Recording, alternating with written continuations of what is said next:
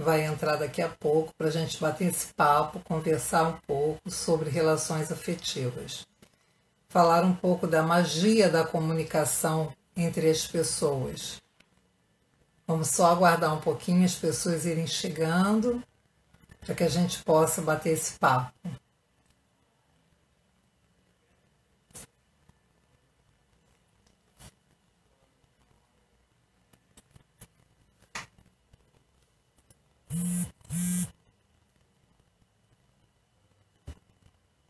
Vamos esperar. Hoje é dia de falar sobre relações afetivas e aí nós vamos conversar com a psicóloga Cef sobre esse tema, né? Eu sou Graça Castano, psicóloga, e tenho trabalhado muito com a questão das altas habilidades, superdotação e talento. E essas pessoas, quando não identificadas, também trazem problema nas suas relações afetivas. Então hoje vamos ajudar essas pessoas também numa melhor comunicação com seus pares amorosos. Então vou chamar agora a psicóloga Cef para poder estar conosco aqui na live. Chamando aí, Cef.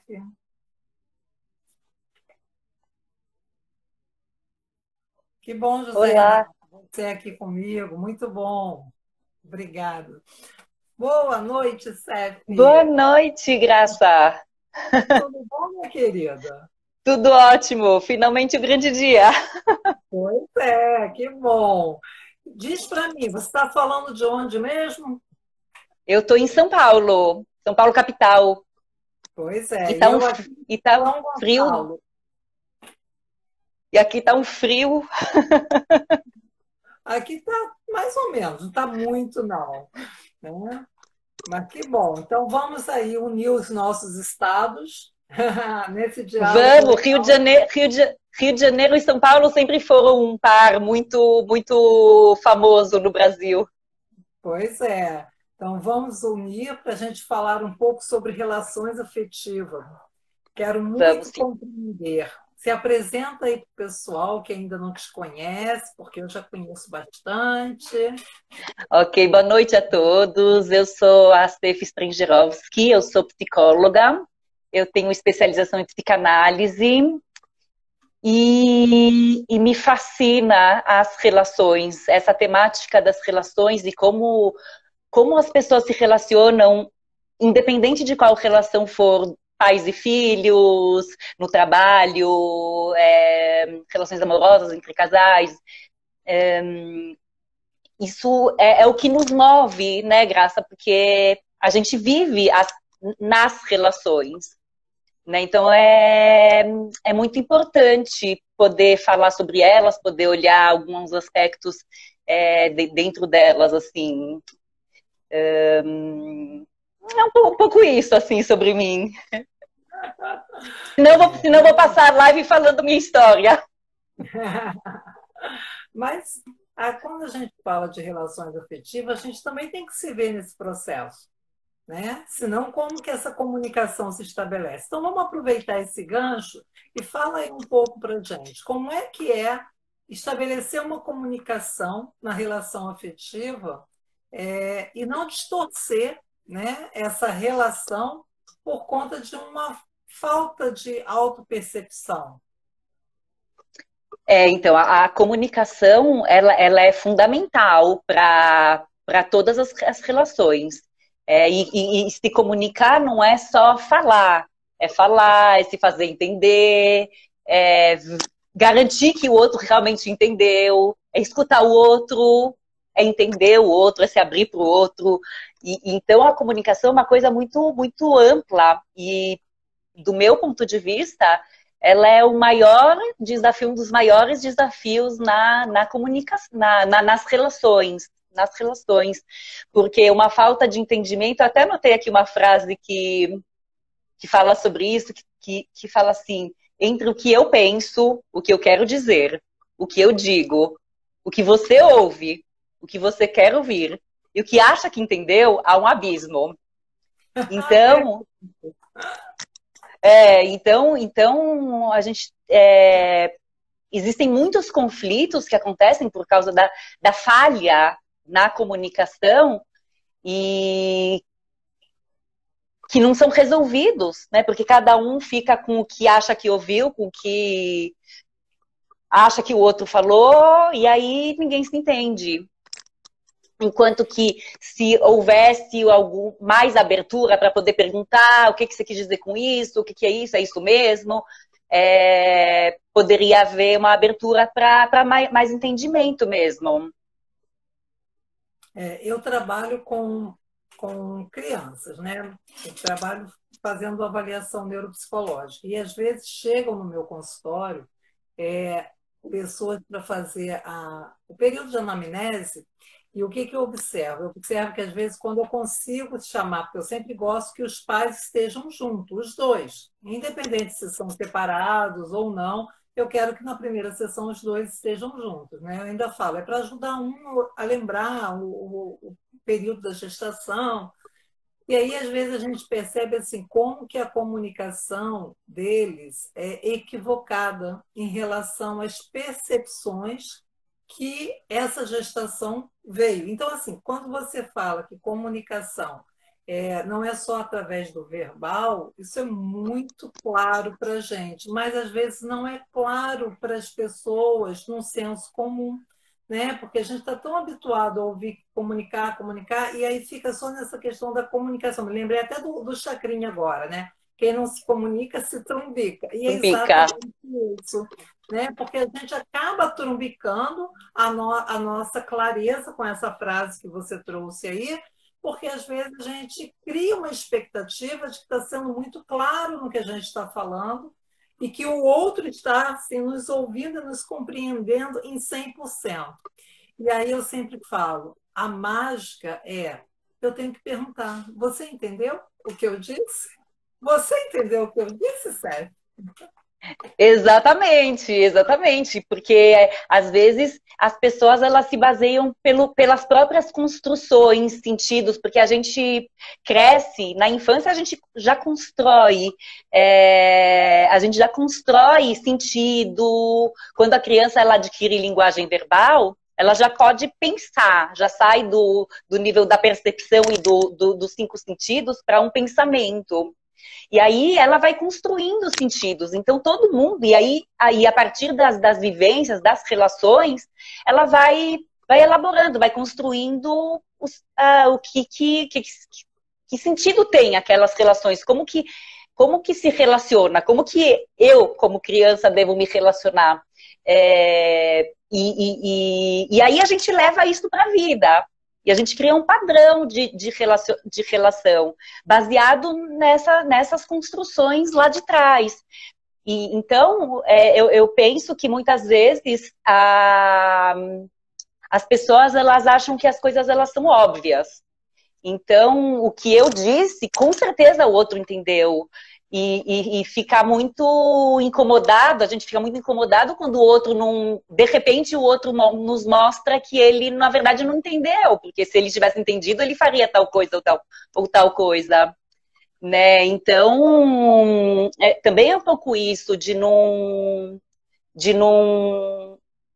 manter a obviedade. As coisas não são óbvias. Não é óbvio que você está me entendendo, que eu estou te entendendo. Isso não é óbvio. Por isso que é importante cuidar. Pois é. E alimentar uma relação saudável afetivamente é você nutrir essa relação como você nutre mesmo uma criança, né? Você tem que ir aos poucos dando o que a ela é importante. Né? E isso me lembra muito assim, às vezes a gente vai falar de amor e a gente tem a concepção de que amor por si só a própria palavra já é algo positivo. Mas é muito dependente, porque a gente tem muitas relações afetivas onde esse amor acaba sendo abusivo, acaba sendo um instrumento até de tortura, tanto física, porque muitas vezes é impeditivo de você fazer o que você deseja, porque você tem medo de transgredir o amor do outro, até como uma tortura psicológica, né? Porque muitas vezes eu deixo de fazer, eu me despersonalizo, porque eu quero tanto agradar o outro, porque o outro é a pessoa mais importante. E aí, assim, essa relação afetiva que deveria de ser saudável, já que a palavra amor traz esse conceito que nós lemos como algo positivo, e nem sempre é assim, né? E Exatamente. pode falar. Fala. Não, eu ia falar que as relações, na verdade, elas são essa ideia social de que uma relação boa, ela é feita só de amor, onde o sentimento que, que indicativo de uma boa relação é só o amor, ela é um mito, porque as nossas relações, elas são ambivalentes, né? Elas não são só amor, elas nos despertam vários sentimentos, alguns que são agradáveis, é, que a gente pode falar de amor, de alegria, de aceitação, de confiança, de segurança, e outros que não são tão agradáveis assim, como raiva, ou medo, ou tristeza, ou decepção, ou insegurança, e é por aí vai. Então, e também, quando a gente pensa nisso, eu acho que é importante também ter em mente que um não necessariamente anula o outro, né? Que é justamente a ambivalência, que é quando a gente sente tanto bons sentimentos como sentimentos que não são tão bons assim, com relação ao outro, e são momentos, né? Momentos que, que nos despertam bons sentimentos no encontro com o outro, e outros momentos que nos despertam outros sentimentos, que eles não estão na categoria dos bons, estão na categoria, vamos chamar assim, de desagradáveis. E agora, quando você fala de essa questão do amor abusivo, amor possessivo, aí eu não sei se é amor. Né, que as pessoas, elas, né, falam que é amor, mas eu não sei se é realmente, né? Ou se é um desejo de posse, de ter a pessoa, de controlar a pessoa, né? Mas eu falo pelo amor, porque quem sente não admite que não é, né? E enquanto que o outro muitas vezes está tão submetido nessa relação que também não percebe que é, né? Então isso acaba sendo a comunicação dessa relação afetiva acaba sendo uma comunicação totalmente equivocada, né? E que a gente pode dizer que é até patológica muitas vezes, né? Com certeza, porque você também falou que dessa questão de anular, de se submeter ao desejo do outro, né? E aí tem uma grande diferença entre ceder e se anular, né? Porque quando você cede, você pode ceder, é poder ser flexível e poder pensar, não, tudo bem, eu posso ceder nisso, não precisa ser tudo do meu jeito. Dá para caber o espaço, dá para dar espaço para o outro. Ceder é escolher, né? Ceder é Exatamente. escolha, abrir mão. Eu acho que o outro merece, né? Exatamente, que é onde o outro pode entrar na relação, né? Onde pode ter o espaço justamente para a relação, uma relação de troca, uma relação entre duas pessoas. É uma escolha. E agora, o que acontece é que às vezes a pessoa entende que ceder, que se anular é ceder. E assim, vou explicar de outra forma o que eu estava pensando. É quando a pessoa, ela cede sempre, sempre, sempre, e ela acaba abrindo mão de si. E aí ela entende que se ela ceder sempre, sempre, então ela vai garantir uma relação. Mas aí, o que ela está fazendo com ela, né? Porque quando ela cede sempre, ela se anula, ela abre mão de si. Ela abre mão de si e a relação ela fica de submissão e não uma relação de troca. Você me fez lembrar uma paciente que eu tive há um tempo atrás, e ela, quando chegou para mim, ela já era uma senhora, né? Uma senhorinha linda, cabelinho todo branco, uma gracinha de pessoa. E quando ela chegou, ela falava assim, não, eu não compreendia que eu poderia estar na relação, né? Ela trouxe na história dela uma bagagem assim de história de ter vivido de casa em casa. Antigamente era muito comum isso, né? Às vezes os pais emprestavam um filho para cuidar de alguém da família, né? Então, assim, e ela traz isso na história. E ela fala assim: eu sempre precisei muito de família, porque eu nunca tive. Ela não se sentia pertencente. E esse esvaziamento, né, de não se sentir pertencente fazia ela buscar esse amor e essa relação afetiva com qualquer pessoa. E aí, assim, ela colava e não dava espaço. E aí, no final do processo, foi muito bonito, porque ela falou assim, hoje eu consigo compreender. Tão bonitinha ela falando, que eu posso ser eu, o outro vai continuar sendo o outro, e nós vamos continuar nos amando, mesmo discordando, mesmo não querendo a mesma coisa.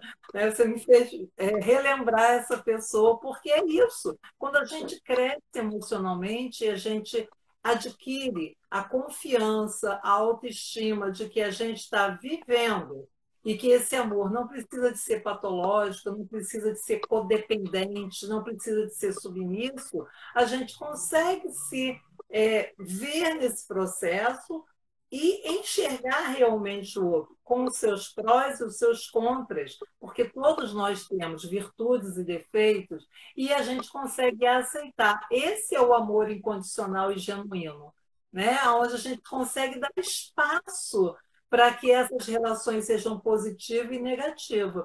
E aí, assim, eu fico pensando, porque muitas pessoas acreditam que você não pode ter sentimentos contraditórios por uma mesma pessoa. Vamos falar um pouquinho sobre isso, Sérgio?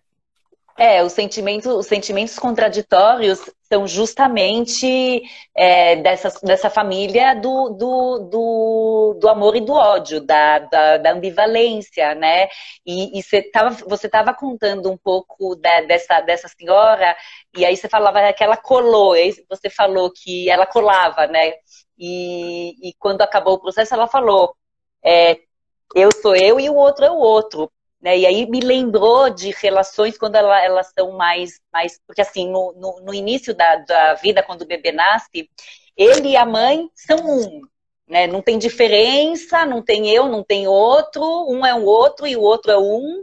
E pronto, né? Que a gente chama na psicanálise da fusão, né? Como se fosse uma fusão. Ela é ilusória, mas ela é psíquica, né? Ela é interna, ela é. E ela é importante para a Constituição, para a nossa Constituição. Agora, o que acontece é que em algum momento, nos casos ideais, é onde passa a ter a diferenciação do eu e do outro. E aí, quando o eu se constitui. Né? Agora, essa questão da ambivalência, desses sentimentos opostos, também pode ter a ver, baseado nessa senhora que você contou, Graça, de que assim, quando existe a fusão no início da vida, não tem diferenças. Não tem diferenças. Quando já existe o eu diferente, separado do outro, as diferenças aparecem. Só que é muito difícil lidar, já desde quando existiam as diferenças, lidar com o outro diferente de mim. E a gente vem, ao longo da vida e das relações, tendo que lidar com essas diferenças, porque existe um desejo de igualdade, só que não há igualdade, há diferenças. E são essas diferenças, eu acho que estava pensando, né, que podem despertar também esses sentimentos desagradáveis. Quando aparece igualdade, os sentimentos são ok. Quando aparece desigualdades, aí... Exatamente. Então, eu pensei um pouco nisso, pensei nessa história dela. Você fez eu lembrar agora dos adolescentes que eu trabalho com altas habilidades de superdotação. que tem um pensamento criativo, que tem uma forma de pensar mais rápida, que tem um julgamento mais crítico, e muitas vezes eles falam assim, eu não suporto lidar com criança de 7 anos, mas às vezes eles têm 6, às vezes eles têm 5, e eles negam, achando que a outra, que já até é mais velha, na faixa etária, mas não é na competência cognitiva, eles negam aquela pessoa e é por isso que às vezes as pessoas assim se iludem de que crianças com uma inteligência elevada não precisam de uma orientação psicológica ou que vão dar conta por elas mesmas de se livrarem das dificuldades. E não é bem assim. Por quê? Porque como elas pensam de uma forma diferente, elas acabam tendo essas dificuldades de inter-relação com os outros. Independente de ser por faixa etária ou por não perceber que o outro não tem a mesma agilidade mental. Então, eles se tornam impacientes, eles se tornam críticos, eles se tornam julgadores do outro. Né? Então, isso é complicado. E aí é bem aí, quando eu estou próximo aos meus pares, por isso que eu quero sempre conversar mais com adulto do que com as pessoas que pensam igual a mim, porque meu interesse, a minha zona de conforto não é mais aquela da galera que é da minha faixa etária, é sempre algo mais diferenciado e mais profundo, está ótimo. Mas quando eu tenho que estar dentro de uma sala de aula, né, trazendo um pouco agora para a escola, essa comunicação e esse diálogo na escola, dentro de uma sala de aula, onde o professor leva já o que já está no livro e eu sou alfabetizado, eu ouço muito isso. Eu sou alfabetizado, para que o professor fica lendo? Eu sei ler sozinho. Será que ele não pode chegar lá e dar uma aula diferente?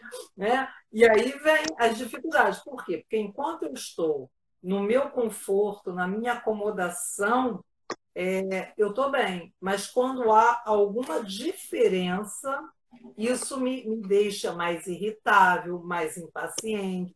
E isso faz com que eu também apresente um comportamento que também vai gerar conflitos no ambiente. Não tem jeito, né? Com certeza. Aí eu tenho um conhecido que ele é superdotado. E quando ele já é adulto, mas quando ele estava na escola, ele queria tanto se sentir, ele não sentia que ele pertencia. Então, o que ele fez? Ele fazia de tudo para tirar uma nota, para ir, vamos dizer assim, medianamente bem na escola, para poder se sentir pertencente, ou seja, essa igualdade aí, né? Que você está falando das diferenças, né? Mas que eu lembrei dessa pessoa e que ele buscava ser igual. Aí depois ele conseguiu assim, se apropriar dele, das habilidades dele e das diferenças dele e pôde seguir em frente. Né? Então essa questão das diferenças, ela também ela influencia muito nas relações, lidar com elas, com as diferenças do outro. Pois é.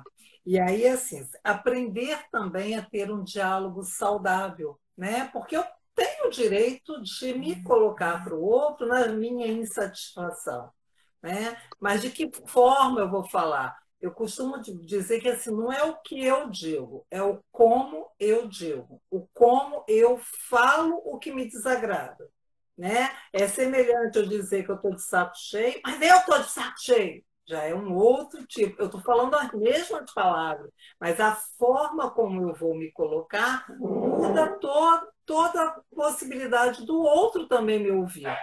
Né? E qual é a sua experiência em relação a essas diferenças e esse diálogo, Cef? Como é que você vê isso aí na sua realidade? Quando existe essa questão da forma, né? Porque quando a gente fica com raiva, as pessoas ficam com raiva, aí vai a raiva, né? Aí o bicho pega, vamos dizer assim. Né? Agora, como quando existe uma relação onde existe o diálogo, eu acho que é importante poder falar sobre o incômodo, né? Se explicar e que o outro possa ouvir também, né? Porque aí isso tem que vir de ambos, né? De ambos que estão na relação, para que se possa um compreender o outro e entender do que se trata, por que o outro fez aquilo, por que o outro, o que eu que fiquei incomodada, senti ou concluí a partir do que o outro fez. E poder falar sobre isso para poder entrar num acordo, para poder se entender realmente, e aí sair da raiva para voltar para uma relação, vamos dizer assim, mais amorosa. Agora, tem também, Graça, uma questão dos bons momentos, né? Porque a gente fala muito que é importante falar quando as pessoas se incomodam, quando tem algum incômodo, é importante falar sobre os incômodos, mas as pessoas acabam esquecendo que reconhecer e falar sobre os bons momentos também é importante, porque é muito fácil eu falar para você que tal coisa me incomodou, mas é muito mais que eu acho que é aquela questão do óbvio. Quando as coisas estão bem, as pessoas não falam. Pais não reconhecem os filhos, não existe essa fala, Não parabéns. validam, né? Não validam as boas ações, os bons sentimentos, os bons comportamentos. Acaba invalidando porque não reconhece, não põe em palavras, não falam sobre o bom de algo que a pessoa fez. Então, isso também, quando você não fala sobre, põe em palavras no sentido também sobre as coisas boas, aí a pessoa vai tentando, seja adulto, criança, não importa qual a relação também, são nas relações mesmo, a pessoa tenta fazer alguma coisa legal pro outro e né, para agradar, para ser legal, para dar um agrado, vamos dizer assim, pro outro, e o outro não reconhece, não mostra que gostou, não mostra que aquilo foi legal, que reconhece, que valoriza, as boas, a pessoa que fez o bom começa a ter dúvida, as dúvidas começam a aparecer na nossa cabeça. Né? Então, no sentido assim, peraí, eu fiz alguma coisa boa, e aí vai o imaginário, né? Aí o outro não falou nada, nem viu, então não sirva para nada, e aí o nosso imaginário viaja lá para Plutão, nesse sentido. Então, também é importante falar sobre os bons feitos, aquelas coisas que nos fazem bem a partir do outro.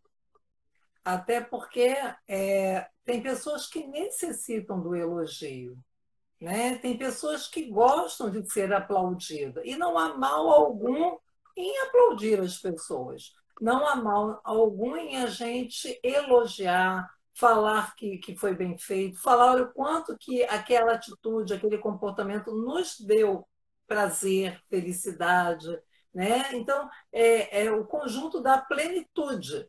Mas, realmente, é muito incomum. E aí me veio a recordação assim, você fez isso? É mais do que a sua obrigação. Né? A gente vem de uma criação que é muito assim.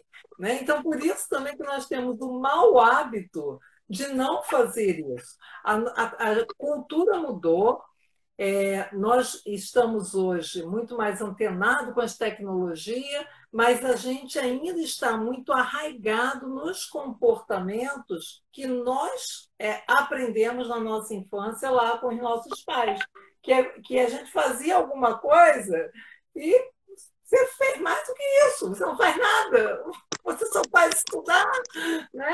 Então, por que está querendo elogio? Por que está querendo elogio só para isso? Mas é uma questão de ser reconhecido, é uma questão de você validar e valorizar o que você está fazendo. Né? Então, exatamente. Assim, às vezes, é preciso a gente também esclarecer isso quando a gente trabalha com uma criança e com um adolescente.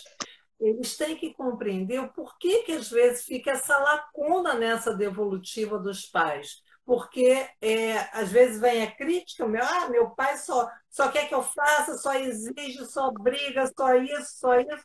e aí a gente tem que mostrar para ele, mas foi dessa forma que ele aprendeu. Né? É lógico que é necessário mudar, é lógico que é necessário evoluir, mas a gente também tem que ensinar ao filho de que foi isso que o pai dele teve durante a infância e que hoje a forma de se relacionar mudou. E aí por isso que é tão importante também o trabalho de orientação parental, né? Para que a gente trabalhe uma parentalidade que seja mais positiva. Você também trabalha Exatamente. com pais? Eu trabalho com pais. Enquanto você estava falando, eu estava pensando. A Simone falou ainda a comunicação é difícil, tanto reconhecimento de coisas boas como colocar pontos a melhorar. É isso mesmo.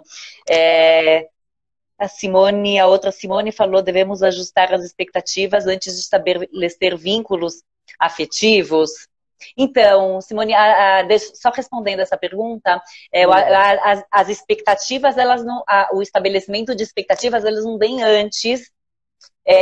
Eu acho que eles vêm ao longo, né? Porque às vezes a gente estabelece expectativas antes e aí quando vai ver não é nada, não é nada daquilo. Então é assim, à medida que a relação acontece, que a gente vai podendo olhar para si, e, porque somos nós que colocamos a expectativa no outro. O outro é o outro. Mas, e aí, quando ele nos decepciona, como podermos olhar para nós mesmos e percebermos que fomos nós que colocamos as expectativas, e aí poder alinhar as expectativas com aquele outro real, vamos dizer assim, tirar ele do ideal, daquele outro esperado. Agora, continuando com relação a Ledinha, que bom que está fazendo sentido para você. Com relação a pais e filhos, o que eu tenho percebido na clínica é que existe muito essa questão do óbvio, muito, Graça. Os pais acham que o filho já sabe que eles os amam. Não precisa mais falar, não precisa mais falar. É como se ele já soubesse, como se... Óbvio, só que aí...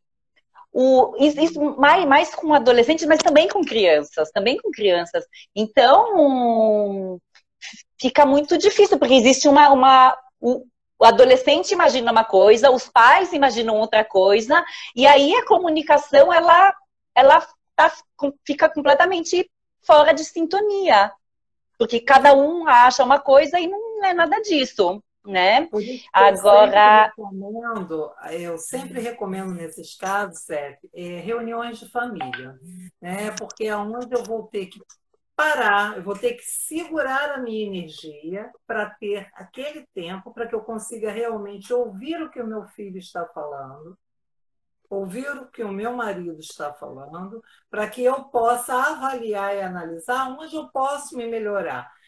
Não é eu deixar de ser quem eu sou para agradar o outro, mas é eu conseguir me melhorar para que, sendo quem eu sou, eu consiga estabelecer o que para ele é necessário. Né? Porque senão acontece aquele distanciamento que você está colocando. Então, assim, uma das indicações das orientações que eu passo muito até toda. Isso, assim, é praxe minha, toda vez que eu termino um laudo neuropsicológico, que eu coloco lá como plano terapêutico, reuniões de família semanais. Porque é necessário, a gente tem que aprender a ouvir o outro, a gente tem que aprender a fazer essa escuta mais ativa, ter uma atenção maior, porque realmente a gente às vezes cai na rotina do dia a dia, nessa correria, e a gente acaba sendo óbvio, não, ele sabe que eu amo, eu levo uma balinha, eu levo coisa, isso é demonstração de amor. Mas não é isso, muitas vezes, que é a expectativa da criança e do adolescente. Né? A expectativa, muitas vezes, até do próprio marido, é de você sentar, de você ouvir, de você conversar. E aí você também tem que olhar para a sua expectativa enquanto pessoa. E será que eu estou tendo as minhas expectativas atendidas?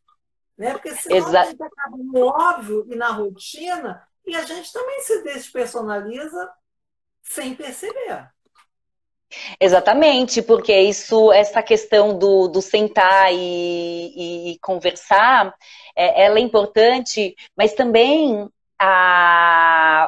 o poder, eu acho que me lembra, me retorna, vamos dizer assim, é, a poder reconhecer, vamos por a criança, né? A criança é, ela precisa ouvir, às vezes, que ela fez um bom, não sei, que ela ajudou legal, que ela se comportou bem, que parabéns, ela precisa ouvir via fala, e às vezes, né, porque assim, a fala, na verdade, é o nosso maior recurso simbólico, a comunicação, na verdade. Agora, é nosso maior recurso simbólico e já é difícil, então, a criança, ela precisa escutar, porque não escutar as palavras, né, assim, o reconhecimento, porque assim, às vezes a pessoa, ela tem necessidade de ser reconhecida e às vezes isso pode ser uma questão, né, então talvez poder se perguntar, por que eu preciso ser reconhecido? Agora, a gente, como seres humanos, nós como seres humanos, nós precisamos, assim, se não for patológico, vamos dizer assim, todo mundo gosta de elogiar, o Luiz falou, de receber uma boa palavra, não só ouvir os incômodos, né, Graça? Então, acho que todo esse contexto das relações familiares é bem complicado, mas assim, bem complexo nesse sentido, porque um não entende o outro e o outro não entende um, e às vezes a criança, se a gente for falar de crianças pequenas, elas não têm um repertório de palavras grande o suficiente para poder falar sobre o que elas estão passando e sentindo. Então elas mostram isso através do comportamento, então elas se comportam. Então elas podem ser agressivas, podem ser muito obedientes ou muito desobedientes, e com isso elas estão querendo dizer algo. E que muitas vezes... Fala. Você trouxe um assunto que é muito, muito importante, né? O Adler, ele colocava assim, aproveite que o mau comportamento para você ter a oportunidade de encorajar o seu filho, né? Porque, na verdade, ele via o mau comportamento exatamente como uma falha no diálogo. Uma falha é uma forma dele dizer que ele não está se sentindo pertencente à família, né? Então, assim, esse mau comportamento, e aí não é só da criança, é do namorado, é do chefe, do patrão, né? Porque a relação é em todos os locais que nós estamos, né? Então, exatamente. Tente um mau comportamento para que você possa dar a oportunidade de se verificar e verificar no outro o que está acontecendo, que esse pertencimento não está sendo coerente, né? Não está sendo conciso nessa relação. Né? Perfeito isso, Sérgio. Exatamente. Onde a criança é a forma dela de mostrar que ela está com algum incômodo, e o que acontece muitas vezes é que vem punição, vem castigo, porque essa é a conclusão. Então, a criança se comportou agressivamente, sei lá, bateu no irmão, ou fez alguma birra, ou o que for, vai de castigo, vai pro castigo, vai pro castigo. E não é bem assim, é uma forma da criança querer falar algo, né? Talvez pedir ajuda, talvez mostrar que tem algum sofrimento dentro dela, que ela está passando por alguma coisa que não está boa para ela. E aí poder se abrir a investigar o que a criança está passando, o que ela está querendo dizer com isso, com esse comportamento. Né? E aí poder, porque nesse caso, Graça, eu penso que os pais poderem interpretar, né? Porque os pais são adultos e assim, eles têm mais recursos para poder entender e investigar do que a criança. Eles podem entender, né? E aí poder falar.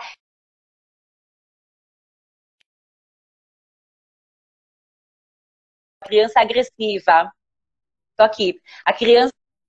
Deu para você? Aqui deu uma congelada. Eu tô congelada? Não, agora não, voltou, mas Ah, deu uma tá. congelada. Tá, Então, se não, você não tinha puder reparado. só repetir essa última frase. Eu estava falando das relações dos pais e dos filhos, que os pais eles têm mais recursos para interpretar e para entender, para investigar o que os filhos estão querendo dizer com determinado comportamento. Né? E aí eu estava falando assim e aí a partir do entendimento dos pais, então, por exemplo, a criança pediu para os pais, para o pai, para a mãe, que ela quer brincar. E os pais não dava para não dar naquele momento para eles atenderem aquela solicitação. E aí a criança começa a gritar ou a chorar. E aí os pais poderem ir falar para a criança: eu entendo que você ficou muito bravo, que você ficou frustrado, porque você. Frustrado, não sei se a criança vai entender, dependendo da idade, mas que você ficou muito bravo, porque você queria que, que eu brincasse com você e eu agora não posso. E eu entendo que você tá bravo, mas depois, mais tarde, a gente pode brincar, mas não agora. Uhum. E aí os pais, eles dão o entendimento e a criança, ela pode incluir no repertório da linguagem dela, das palavras, o entendimento sobre si mesma. Sim, isso mesmo. É clarificar, porque quem tem que traduzir a emoção que está percebendo são os pais. Eu sempre oriento isso. Falei assim, é importante que você mostre para a criança que você entendeu o que ela está sentindo. E não vai adiantar rotular. Ah, você é terrível, você é brava. Não adianta, você tem que mostrar. Eu entendo que você está brava, por isso, isso e isso. Mas neste momento, e aí eu vou dizer, eu gosto sempre assim de dar uma fórmula, né? Mais ou menos assim para eu sou TCC, né? Eu trabalho com a terapia cognitiva comportamental. Então eu sempre oriento o pai na brincadeira assim: você vai dizer o que está incomodando, você vai dizer o como você gostaria que ele fizesse e você vai dizer para ele que que ele pode fazer. E aí você vai indicar qual é o melhor comportamento, né? Porque assim, bater porta não é o melhor comportamento. Então eu vou substituir esse bater porta por falar, por um olhar, por um gesto. Aí tem um gesto que é muito legal, que é esse aqui, que é o que mostra assim que o cérebro está desconectado. Né? Porque quando o cérebro está conectado, a gente usa a razão. Quando ele se desconecta, a gente usa mais a parte instintiva. Então, eu ensino isso para os pais, ensino isso para as crianças. Então, assim, é muito legal quando alguma fala assim, não, porque hoje eu estava assim. Porque eles já começam a colocar também em prática. Então, assim, isso mostra que eles vão aprendendo a ter a regulação emocional. Né? Que é importante que a gente tenha uma regulação emocional para que a gente possa lidar de forma adequada na nossa relação afetiva. Eu não sou obrigada a aceitar tudo, eu não sou obrigada a gostar de tudo, mas eu preciso fazer essa comunicação clara para que o outro compreenda. Porque senão eu vou ficar sempre na queixa, na reclamação, vou me tornar aquela pessoa chata que fala 10 vezes a mesma coisa.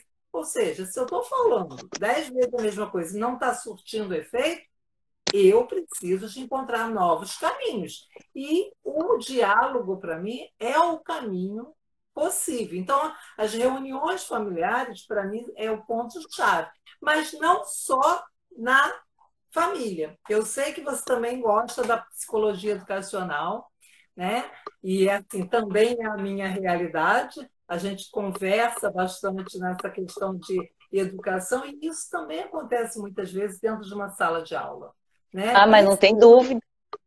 Com o adolescente, porque o adolescente ele tem aquela coisa do desafiar o professor. e muitas vezes o professor não consegue se conectar de forma adequada nessa comunicação com esse aluno. Vamos falar um pouquinho sobre essa relação afetiva? Porque as relações na escola, assim, você é terapia cognitivo-comportamental, eu sou psicanálise. E o que tem e não tem nem certo nem errado, são exatamente as diferenças. Exatamente. Exatamente. E que a gente vai falando de uma repetição de padrão de se relacionar. A gente se constitui como eu, diferente do outro, como a gente falou no começo, e aí eu me constituo eu, baseado nas minhas relações, e assim eu vou, e, lógico, a relação com os pais é a primeira relação, e assim eu vou repetir esse padrão, caso eu não mude, caso eternamente. Agora, o que acontece na escola, no meu entendimento? Tem o professor, o professor já é uma profissão de, assim, que é bem delicada, porque, assim, ele envolve transmissão de saber. Então, tem muitas questões também que aparecem para os professores. Eu abri agora um grupo de professores que aparece bastante essa questão de ter que dar conta de tudo, de ficar se questionando se o trabalho está bom, se o meu trabalho está bom, se os alunos estão entendendo, e se os alunos não estão gostando, e será que o meu trabalho é bom? Então tem muita angústia também, muita cobrança do professor com ele mesmo. E tem também um desejo de ser correspondido, ou seja, o professor está se dedicando, o professor preparou a aula, passou horas e horas, trabalhou fora do horário da escola para preparar aquele material, e aí os alunos não prestam atenção, então é como se ele estivesse sendo ferido, né? Porque nem todos os alunos sempre vai ter alunos que não vão prestar atenção. E aí entra num conflito. Agora, os alunos, e sim, talvez seja mais adolescentes, mas eu vou falar dos alunos em geral, eles enxergam na figura, inconscientemente, na figura dos professores, um representante dos pais. Então, se a gente for falar dos adolescentes, por exemplo, os adolescentes eles buscam ser diferentes dos pais, então eles buscam se autoafirmar, e aí tem toda essa revolta dos adolescentes, e na escola existe muito também esse enfrentamento ao professor, em direção ao professor. Da mesma forma que talvez exista com relação aos pais, porque o professor é uma figura de autoridade e o adolescente não quer que ninguém, vamos dizer assim, mande nele. Então, as relações dentro da sala de aula, elas envolvem questões do professor e dos alunos, e isso interfere na relação entre eles, inclusive no processo de ensino-aprendizagem, que eu entendo que é um processo relacional, porque ele se dá justamente na relação. Com certeza, com certeza. E assim, eu gosto muito quando você traz essa coisa do professor ter essa angústia com ele mesmo, porque assim, o professor, eu sou professora também, né? Mas a função do professor, ela foi assim, ficando muito desvalorizada, né? Então, assim, ela vem sofrendo cada dia mais, e assim, hoje é muito comum a gente ver que as pessoas não têm um respeito, carinho pela pessoa do professor, mas porque em casa essa falta de carinho, essa falta de respeito está acontecendo, né? Então, assim, realmente, na sala de aula, muitas vezes, o professor, às vezes, faz tudo para ter um encorajamento ao aluno, mas o aluno não se sente encorajado fora desse ambiente. Então, ele sai de um ambiente onde ele não tem esse tipo de estímulo e ele vem para onde existe esse estímulo, ele fica até meio que perdido, e muitas vezes ele se torna até agressivo verbalmente, às vezes até fisicamente, porque ele encontrou um espaço onde ele não está habituado. E tudo que a gente não está habituado causa medo, né? E aí muitas pessoas vão reagir a esse medo de uma forma equivocada, né? Então, assim, relação afetiva é algo que assim, a gente pode falar em vários períodos de vida, em vários momentos, né, Céfia? É muito bom a gente poder ter esse espaço para falar, e o principal é a gente assim, poder levar um pouco desse conhecimento nosso, teórico, né? Embora de linhas teóricas diferentes, você vê que tem muita forma de nos conectarmos e de falarmos a mesma coisa, né? Você Exa faz a leitura por um ângulo diferenciado do meu, mas não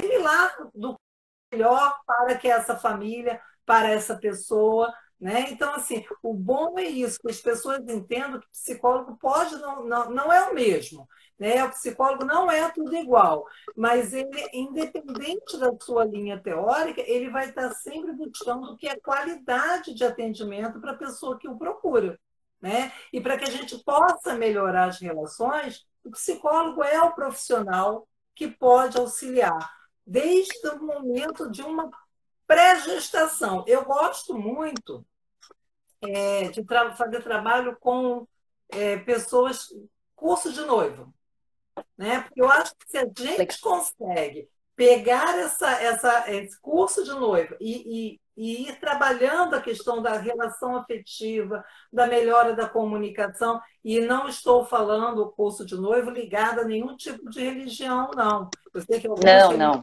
fazem isso, mas não é por aí. Porque eu acho que isso vai melhorar a qualidade de eu aprender a ter respeito pelas minhas ideias, pelos meus valores, pela minha ética e pela ética desse novo marido, que vai trazer consigo uma cultura familiar que é diferente da minha cultura familiar. E aí a gente tem que olhar para essas culturas e ver o que eu vou carregar para a minha família e o que ele vai carregar para dele. Então, acho que quando a gente tem a oportunidade de fazer esse encontro, até antes de uma gestação, isso seria o perfeito, né? Então, assim, nós, como psicólogos, nós podemos atuar em várias áreas, em vários momentos de vida, né? E, às vezes, falta esse conhecimento para as pessoas. Falta esse conhecimento. Acha que o psicólogo tem que ser procurado só quando tem um problema. Só quando está com um problema já diagnosticado, ou pela escola, ou pelo... Não. Fazer terapia, estar com um psicólogo, procurar uma orientação, é o momento onde todos podemos estar. Basta a gente ter essa disponibilidade, né, para se conhecer nesse processo. Porque o processo passa pelo autoconhecimento, né, Sérgio? Exatamente, que é como se perceber, né, nas relações. Eu sei que o tempo está acabando, mas assim, é como perceber como eu posso me perceber na minha relação. O que se passa comigo nessa relação com tal pessoa, independente, amigo, namorado, marido, professor, aluno, chefe, subordinado, não importa, né? Agora, com quem, na verdade? Olhar para mim, se olhar, cada um poder se olhar e pensar, tá bom, vamos supor numa situação de conflito, o que é meu, que despertou, que me despertou a partir do encontro com o outro, e que é meu, e que eu posso olhar para isso, que eu, né, que não é do outro, que é meu. E aí é o autoconhecimento no sentido né, de poder se perceber para poder estar nas relações mais consciente de si e das diferenças com o outro.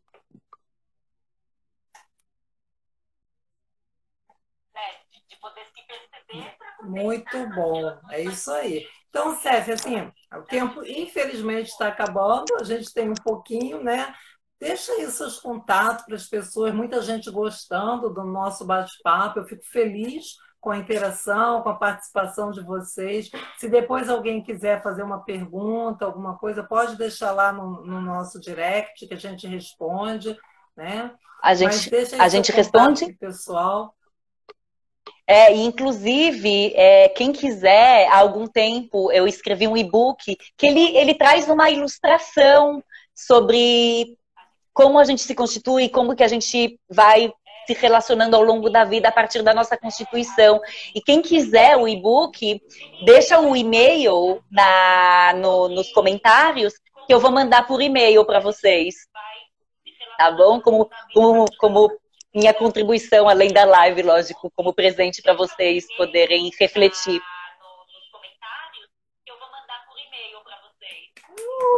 Pode mandar para mim, eu vou deixar o meu e-mail. Eu quero.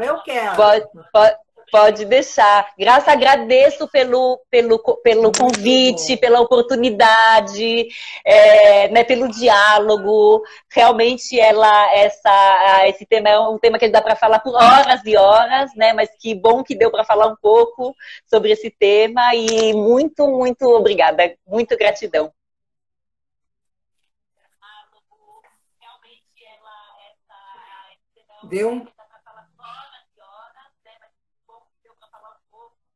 Sumiu um pouquinho aqui a sua imagem. Deu um tilt aqui que eu não consegui ouvir suas últimas palavras, sério. Minhas últimas palavras foram assim: gratidão pelo convite, pelo convite, pela abertura.